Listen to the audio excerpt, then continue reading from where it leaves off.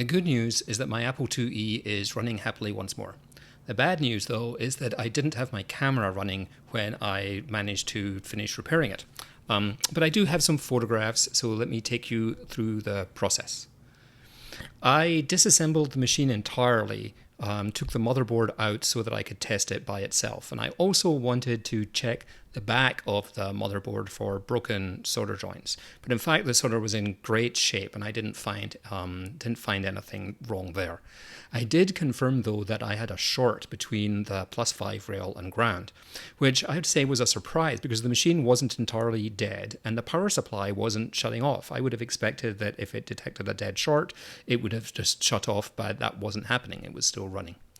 So I removed all the chips from the board just to eliminate them as possible causes of the short, but that was never very likely. It was always much more likely to be a passive component and probably a capacitor.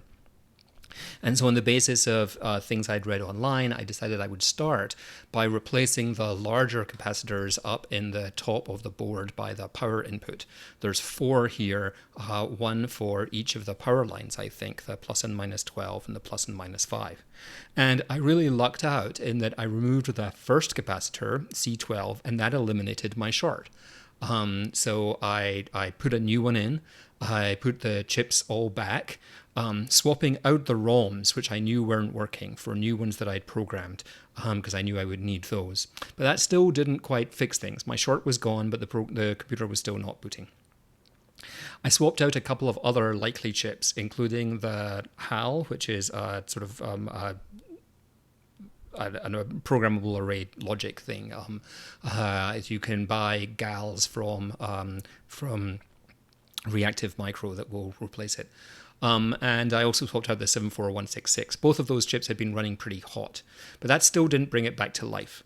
I did realize, though, that the processor was holding all the address lines high, which suggested to me that the processor was dead. And as it happened, I'd also ordered a kit to upgrade the computer from a regular IIe to an enhanced IIe, and that includes a processor upgrade because the enhanced IIe has a 65C02 rather than just the regular 6502. So I switched over to that enhanced chipset, and everything started working.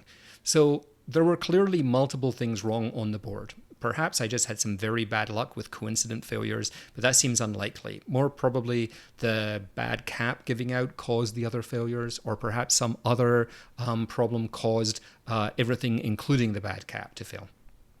I'm probably going to have to take this apart again because I realize I should probably have replaced all of the rest of those caps on the power rails before they fail too. But when it was actually working, I was too excited to do that, and I just wanted to get it all back in its case. I do also now have a useful stock of chips for future repairs. Now, when I posted the first video, I was having problems booting a few disk images like Fat City and Loadrunner. And after I posted that video, I realized that the disk card, when the computer was shipped to me, was in slot 4 rather than the more usual slot 6.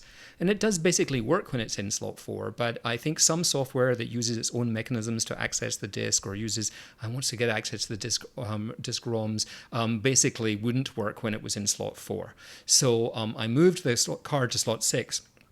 And now everything seems to work fine, including one piece of software I was especially eager to run, and that's Zork. I spent many happy hours as a child playing with Zork, and so now I'm going to be able to do that. I'm also very pleased with this new monitor, which is much more compact than that big old one I had before, and also takes a direct composite input. And as you can see, it does quite well, even with 80-column text. It's not perfect by any means, but it's really doing much better than I would have expected. Now that everything's going, the next thing I want to do is play with these two communication cards. So I've got an Apple Super Serial card, which will let me connect an RS-232 port and maybe use the computer as a terminal for a Raspberry Pi or something like that. And I have this Ethernet card. Ethernet? I'm not quite sure how to pronounce it, but basically it is a modern Ethernet card designed for the Apple II bus, and it's got a TCP/IP stack on board, so I can use this to connect the Apple II to my network, which is going to be fun. I'm not quite sure when I'm going to get to those because I've got a couple of other projects stacked up. And I also have that other thing. What's that thing called? Oh yes, work. I've got that. That's getting a little busy right now. But I'll post some video about my experiments with getting this computer to talk to the rest of the world as soon as there's some progress.